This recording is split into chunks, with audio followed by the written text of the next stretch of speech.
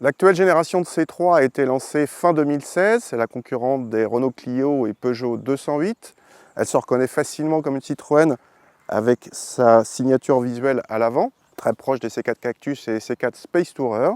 La C3 joue la carte à la fois un petit peu du SUV et de la personnalisation, un petit peu du SUV avec des bas de caisse et des tours de roue façon SUV, y compris des air bumps qui sont absents du C3 Aircross, cherchez l'erreur.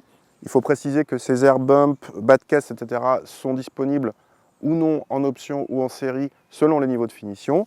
Pour la personnalisation, vous voyez, on peut avoir des peintures Biton sur le toit, des petits rappels de couleurs différentes, etc., etc.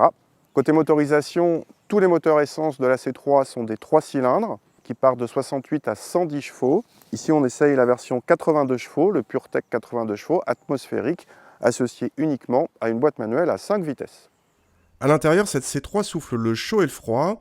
Notre modèle optionné arbore à la fois des inserts décoratifs façon cuir plutôt valorisants et quelques touches de noir laqué, mais à côté de plastique dur moins flatteur, par exemple au-dessus de la planche de bord.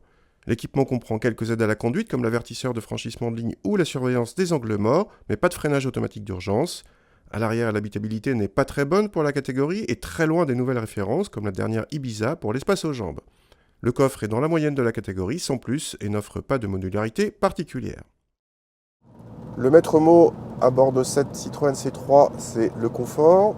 D'abord au niveau des suspensions, il y a une sensation de moelleux, de filtrage des inégalités de la route qui est assez agréable.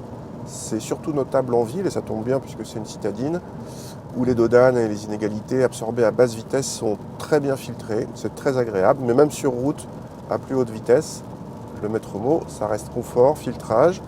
À ce confort participent également les excellents sièges. Il y a une bonne insonorisation aussi, on n'entend quasiment pas la sonorité 3 cylindres. Et même la direction, qui est assez légère, participe à cette sensation de douceur, de facilité.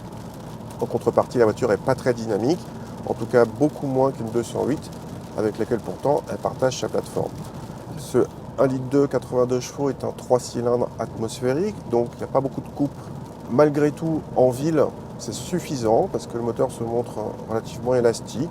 Il ne rechigne pas à repartir à bas régime et franchement en ville, il n'y a aucun problème.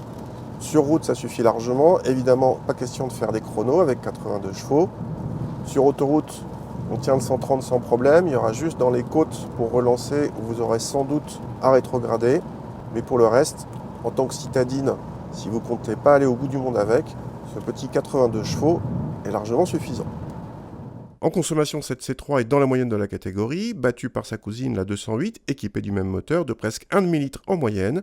En revanche, elle est plutôt raisonnable en tarif avec un peu plus de 15 000 € hors option. Ses voisins ont pris de l'Ibiza bien plus spacieuse, mais moins chère que les 208 ou Clio, à motorisation et équipement équivalent.